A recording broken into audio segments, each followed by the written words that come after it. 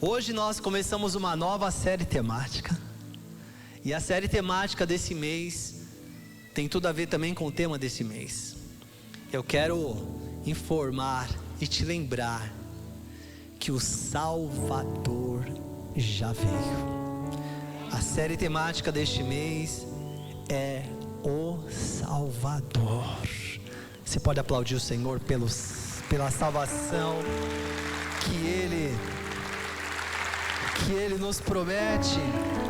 Bom, meus amados, assim sendo, não é todo mundo que acha que precisa de um Salvador.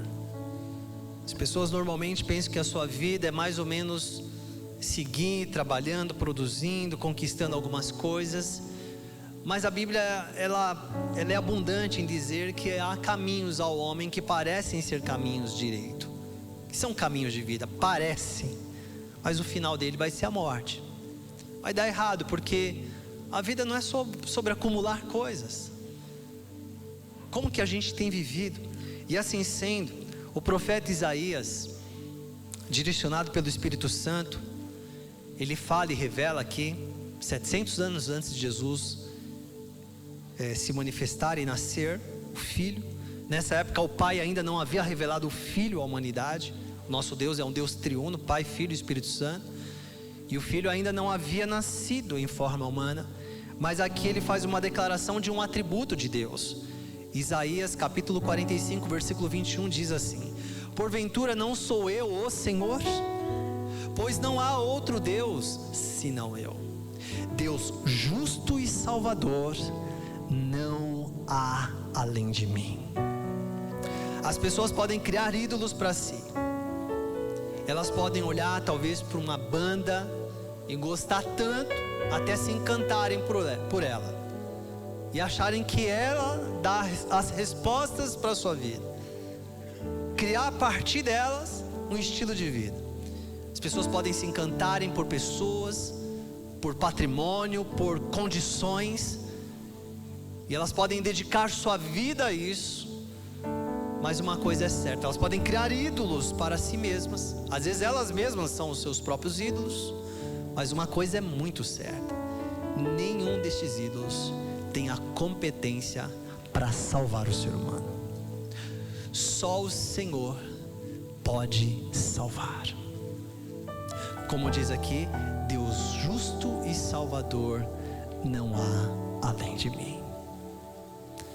Nem houve, nunca haverá em lugar algum dessa terra e deste universo Deus justo e salvador. Você pode ler o que está em azul? Vamos lá, 1, 2, 3 já. Deus justo e salvador, não há além de mim. Ele é o único. Ele sempre foi o único.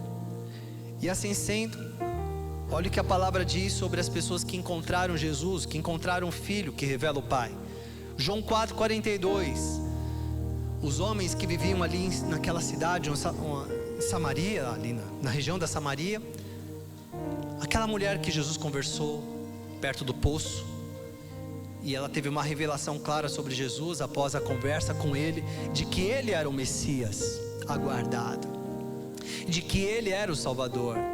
Então ela entra na cidade e ela chama as pessoas daquela cidade para falar de Jesus. E aqueles homens então vêm e falam com Jesus, e aí eles têm a seguinte declaração: agora cremos, não somente por causa do que você disse, pois nós mesmos o ouvimos e sabemos que este é realmente o Salvador do mundo.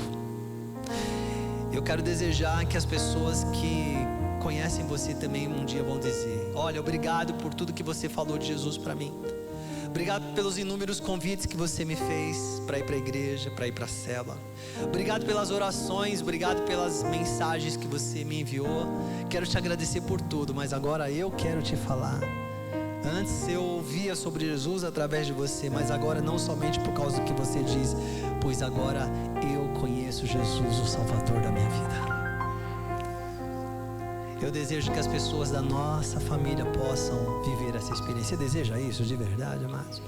Muitas vezes você está plantando, semeando, falando de Jesus. Às vezes a pessoa não está nem codificando, ela acha que Jesus é apenas Ela até crê que Ele é Deus, que Ele é o Salvador, mas ela nem sabe do que ela está sendo salva. Ela nem sabe sou salva do que. Tem gente que ainda ela vai usar como régua a ética dela. A ética não salva ninguém, querido. A ética melhora a vida das pessoas, faz com que elas vivam melhor, mas ética não salva. A pessoa vai dizer: eu não roubo, nunca fiz mal para ninguém, para que eu preciso de um Salvador? Parabéns pela ética, mas a ética não é redentora, a ética não oferece vida, a ética não transforma, a ética não perdoa pecados, ela apenas dá uma boa educação. Nós precisamos de um Salvador.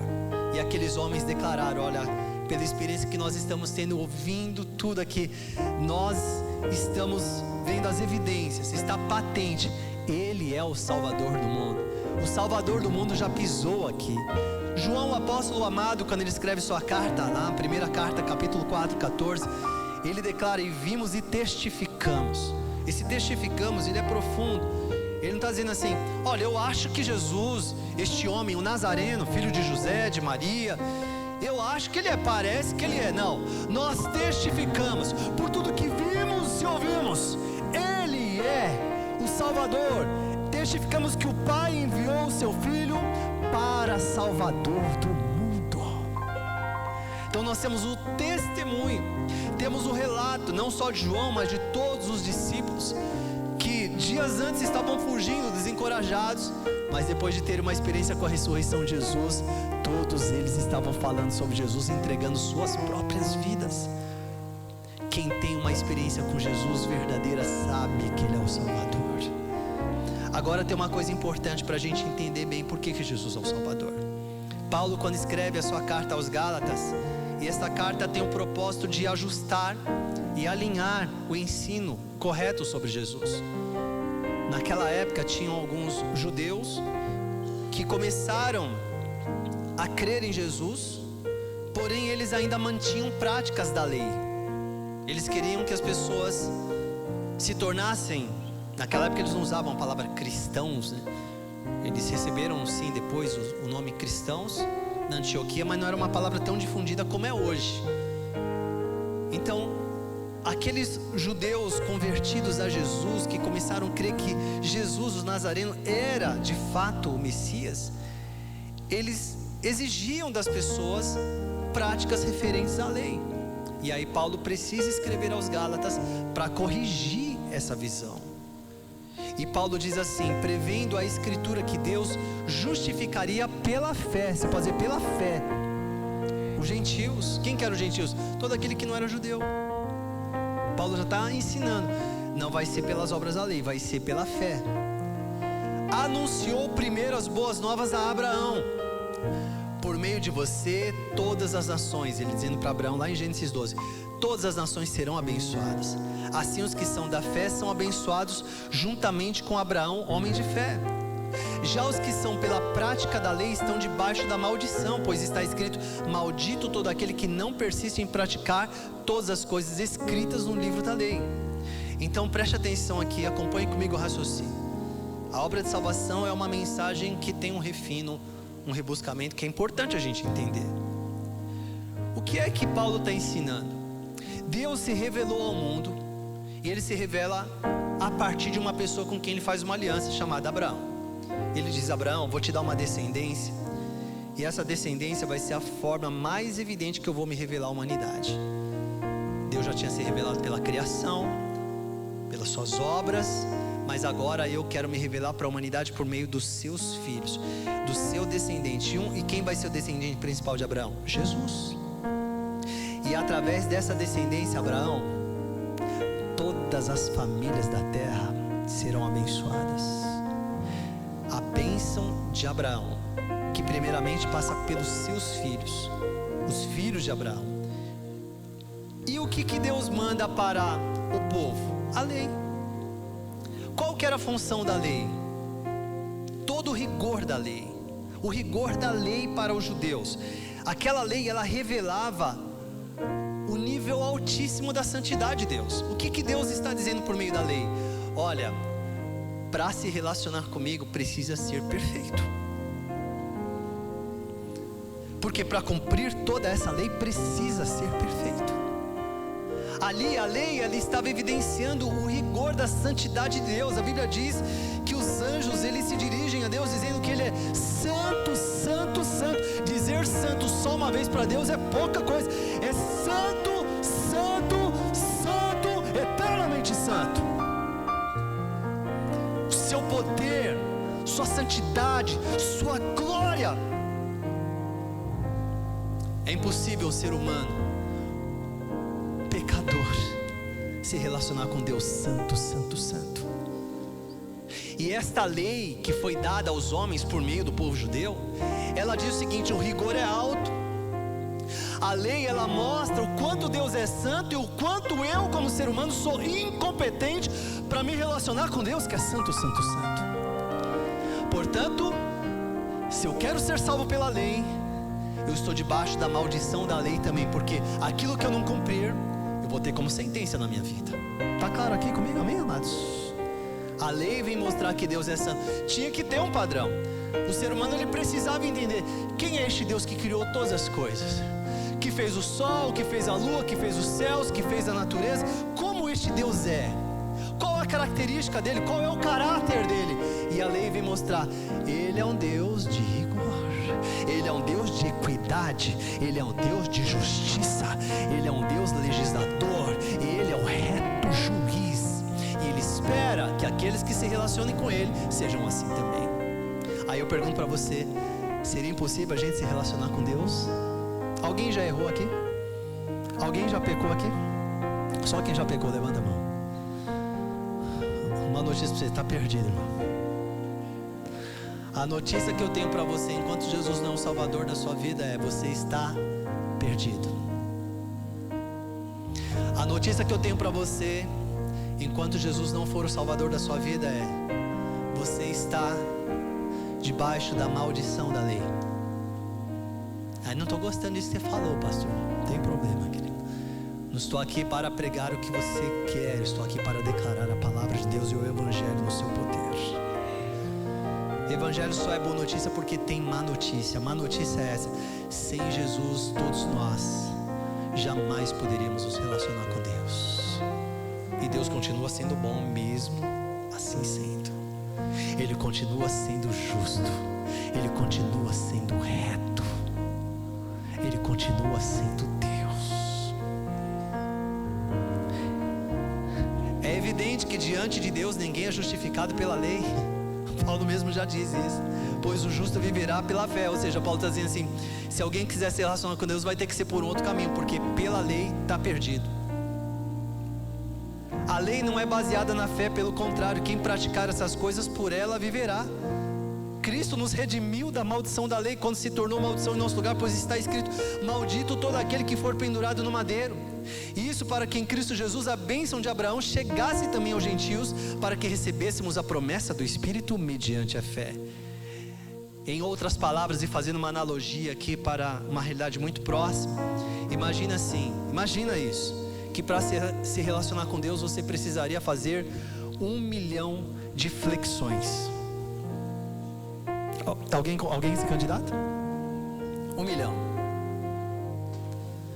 Aí você fala: pastor, se eu for na primeira que eu baixar, eu já fico lá, não subo nenhuma. Mas para se relacionar com Deus precisa ter 1 milhão, porque aí mostra o seu grau de perfeição. Uma vez, eu vi uma história que uma vez a menina perguntou para um pregador: qual que é o critério para entrar no céu? Ele falou: é só ser perfeito. Que resposta curta e simples. E eles têm razão. Então até aqui a gente tem um problema. Como que eu vou entrar no céu? Como que eu vou me relacionar com Deus? Se perfeito eu não sou.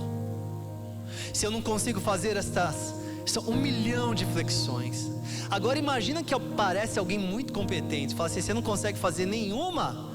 Pois eu consigo fazer 500 flexões. Se eu olhar para essa pessoa e falar: como que alguém consegue fazer centenas de flexões? E essa pessoa vai e ela faz, tem hora que você fala: não é possível, vai chegar no 100, passou do 100, chegou, não vai chegar nos 200, ela passa dos 200, ela chega nas 500 flexões. Você já está, como que um ser humano consegue fazer 500 flexões? Mesmo que ela tenha feito 500 flexões, ela está longe de fazer 1 milhão. Ou seja, por mais competente, por mais inteligente, por mais habilitada, ninguém consegue pela sua própria força agradar a justiça de Deus. Porque como nós acabamos de ler aqui, todo aquele que erra na lei, ele já entra debaixo da maldição, porque é a maldição que vem sobre o pecado.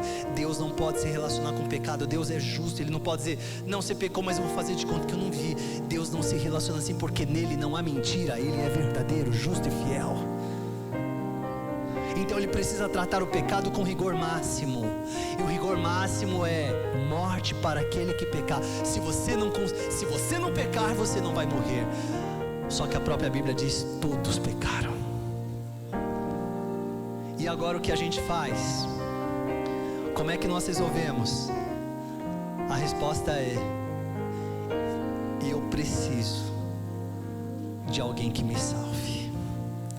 Eu preciso de alguém que faça essas 1 milhão de flexões no meu lugar, porque eu, dependendo de mim, não consigo ser salvo. E o que é que Jesus faz? Jesus fala assim: eu posso fazer essas 1 milhão de flexões. Aliás, eu posso fazer não sozinho, mas pode subir aqui nos meus ombros, que eu vou fazer com você nos meus ombros. Mas algumas pessoas dizem assim: não, Jesus, eu vou fazer. Eu vou fazer do seu lado. Estou pertinho de você. Olha aqui, olha, Jesus, estou até do seu lado fazendo flexão aqui, ó, do meu lado. Pô, mas você não vai conseguir fazer 1 milhão. Você não vai fazer nem 10. Evangelho não é você fazer um pouquinho. Evangelho é você subir nos ombros de Jesus e tomar posse de tudo aquilo que Ele fez por você. E Ele fez 1 milhão de flexões, sabe aonde? Na cruz do Calvário, quando Ele atraiu você e a mim ali. E a Bíblia diz que a célula de condenação que era contra nós, lá em Filipenses diz, Jesus cravou na cruz do Calvário. Aquilo que dizia sobre os meus pecados diante de Deus, Jesus cravou na cruz do Calvário. E nós fomos perdoados eternamente. Ali a justiça de Deus foi satisfeita. O poder do pecado foi destruído. E os principados e potestades malignas foram envergonhados por causa do sacrifício de Jesus. Então sabe o que é o Evangelho? É você parar de achar que sozinho você consegue agradar a Deus. É você parar de andar nos seus próprios caminhos, de pegar os seus atalhos e andar sobre os ombros de Jesus, porque Ele é o caminho, a verdade e a vida. Você dizer: Senhor, eu não consigo fazer isso, mas com Jesus eu tenho segurança. Com Jesus eu posso fazer. Eu tive algumas experiências com cachorro, quando um pouco mais jovem. Nunca mais isso aconteceu, mas teve uma vez que eu cheguei a subir em cima de um carro, ficar no teto de um carro, e o cachorro me olhando. Era um cachorro grande, não era um pequenês. Por que eu estou contando isso? Porque você quer sentir segurança? Você vai na casa de alguém, tem um cachorro, a pessoa fala: não, anda comigo, fica comigo, tá seguro, está comigo, está seguro. Tudo bem que um dia aconteceu um fato específico. A Sua e eu fomos visitar uma pessoa no quintal dela. Eu avisei que o cachorro dela se soltou. Ela saiu correndo para dentro da casa dela, dizendo, desesperada. E a Sua e eu ficamos lá com o cachorro dela no quintal. Não, mas ela já foi perdoada no mesmo dia. Mas isso são o que os falsos deuses fazem por nós. Aquele encantamento que você tem por uma situação. Ele diz assim: vem comigo que você vai estar seguro. O dia que você tiver isso, olha, a sua vida não é, Jesus é legal, tal assim, mas põe Jesus num lugarzinho. O negócio é andar comigo. A hora que você mais precisa, Ele te abandona. Mas não, Jesus é você andar com Ele, você está seguro. Ele garantiu todas as coisas. Ele satisfez a justiça de Deus. A Bíblia diz que o pai, quando olhou para o filho, e o filho foi esmagado na cruz, foi a única hora que Jesus disse, Ele não chamou Deus de pai, Ele chamou de Deus. Citando o salmista com Deus meu, por que me desamparaste? Porque Jesus teve a forma humana, mas Ele agradou a Deus em tudo. Lá naquele Getsemane Ele disse: Pai, se possível, passa de mim esse cálice, mas seja feita a tua vontade. Ele foi obediente até a morte, morte de cruz, pelo que Deus o exaltou sobremaneira. Ele deu o nome que está acima de todo nome. Ele é o Salvador, Ele pode salvar perfeitamente você. Ele fez todas as flexões que você jamais poderia fazer na sua vida. Ele diz: eu sou o caminho. A quem está em Cristo, nova criatura é. Nova criatura é. Quem está em Cristo. E olha o que ele diz em Hebreus 7:25, portanto ele é capaz de salvar definitivamente. Você pode dizer definitivamente? 1, 2, 3 já? Definitivamente. Diga com mais convicção, 1, 2, 3 já? Então não fica assim: Jesus me salvou, agora eu não sei se eu sou salvo, não sei se eu sou. Para com esse negócio. Uma coisa é você estar andando com seu filho, aqui ó, filho, anda perto de mim, tá? E o teu filho está andando. Daqui a pouco ele se distraiu, ele escorregou. Opa, segura aí, filhão. Aqui, fica perto do papai, vamos lá. Daqui a pouco ele se dispersou. Daqui a pouco ele está olhando, começa a correr perigo, olhando para outros. Filhão, presta atenção aqui. O pai está andando aqui, vamos junto. Isso é uma coisa. Outra coisa é o filho sair de perto de você e ir embora, falando: quero andar com você. É diferente. Eu creio que se você de fato tem andado com Cristo, em algum momento você se distraiu, em algum momento você tropeçou, em algum momento você escorregou, mas você está perto de Jesus, é diferente. Outra coisa é você querer estar longe dele. Outra coisa é você achar que as tuas forças são suficientes para te salvar. O evangelho, que eles não tem como ser neutro. Toda pessoa que ouve o evangelho, toda pessoa que entende o que é o evangelho, ou ela diz sim ou ela diz não. E para concluir, palavras de Jesus que ele diz lá em Mateus 11: venham a mim todos os que estão cansados e sobrecarregados.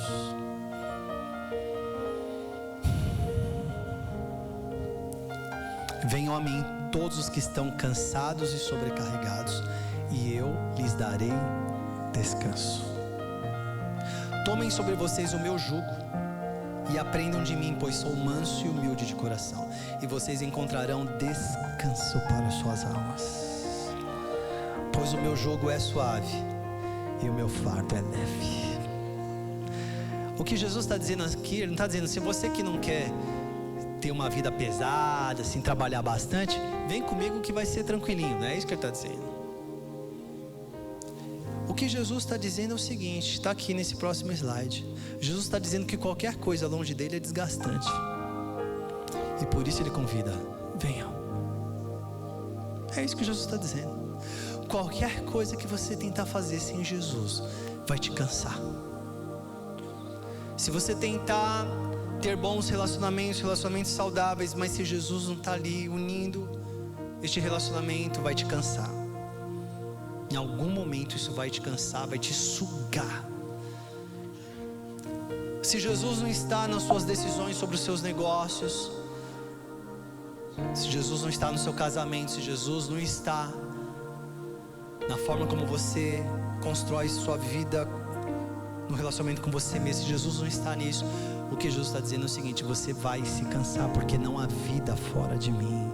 Agora, você se cansou, você se sobrecarregou, venho. Ele não está dizendo assim: você se cansou, tá vendo, avisei, toma, vai para o inferno também agora. Não, ele não está te repulsando, ele não está te rejeitando, ele está dizendo: venham a mim, vocês que estão cansados e sobrecarregados, eu vou aliviar vocês. Vocês vão aprender a andar com o meu jugo, não o jugo de vocês. O jugo de vocês é pesado. O jugo dos homens é pesado. O jugo e o fardo da religiosidade é pesada demais para fazer você se relacionar com Deus. Mas o meu jugo é suave, o meu fardo é leve. Ele é uma pessoa, ele não é um sistema religioso. Jesus é uma pessoa. Você está aplaudindo Jesus? Então aplauda mais forte aquele que ressuscitou da morte. Ele está dizendo: eu tomei as chaves do inferno. Querido, por 3 dias Jesus foi ao inferno. Por 3 dias o inferno se tornou o céu, porque não é sobre o lugar, mas é onde Jesus está, e lá ele venceu. Ele tomou as chaves do inferno, as chaves da morte. Ele venceu os principados e potestades. Ele é o Senhor, Ele é soberano, nada se equipara a Ele. Ele está à destra do Deus Pai, reinando poderosamente. Jesus não está ansioso, Jesus não está preocupado, Ele tem o governo da história nas suas mãos. E Ele se manifestou a todos nós. O Salvador nasceu, o Salvador nasceu, o Salvador da nossa vida, do nosso casamento nasceu. Ele está vivo, Ele está vivo. Ele enviou o seu Espírito para habitar em nós. Quantos amam o Salvador? Eu quero experimentar mais Jesus. Irmão, sabe o que eu tenho aprendido? Como um pastor, como um pregador, como um estudioso da palavra, como um filho de Deus, como um irmão em Cristo. Cada vez que eu vou aprender sobre Jesus, eu tenho 2 reações. Eu fico feliz, mas ao mesmo tempo falo assim, eu não sei nada sobre Jesus. Preciso aprender mais sobre Ele, quem Ele é, desesperadamente. Emergência, tem que ser de forma emergencial. Eu não quero perder um segundo da minha vida sem saber quem é Jesus, porque Ele me amou primeiro, e Ele é o Salvador. Ele fez tudo que eu não poderia, e nele a nossa vida se torna perfeita. É o perfeito vivendo em nós. Eu não estou perfeito. Você pode encontrar falhas em mim, mas o perfeito habita em mim, e o perfeito está me moldando.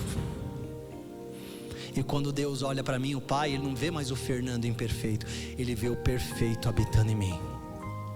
E o perfeito habitando em mim, habitando em você, é a justiça de Deus que foi satisfeita. Deus não vai te mandar para o inferno porque você ainda está imperfeito. Ele vai deixar você entrar no lugar de glória e poder, porque o perfeito habita em você. E a cada dia nós vamos nos parecendo mais com Jesus. Cada ano que passa, aquelas imperfeições de caráter, aquelas coisas as esquisitices da nossa vida vão sumindo, porque o perfeito vai aparecendo cada vez mais em nós. Como Paulo dizia, Cristo está sendo gerado. Como um bebê, as mães aqui sabem disso. Eu lembro quando a Su ficou grávida, tinha aquela eleição, era fila de 2 horas. Eu falei, ô Su, leva o comprovante de estar grávida,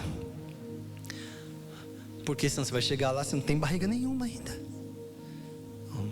mas já é gestante. Mas no começo parece que não tem nada, mas já tem. Daqui a pouco vai tomando forma, e daqui a pouco, quando já está aquela barriga, você já até vê, sabe qual é a perninha, a perninha do bebê passando. Cristo está sendo gerado em nós. O Pai vê aquele que está dentro de você. Ele não vê mais tuas falhas e imperfeições, mas se Jesus é o seu Salvador, Ele vê Cristo habitando em você, e Ele te ama mais do que você imagina. Você recebe essa palavra no seu coração? Vamos agradecer.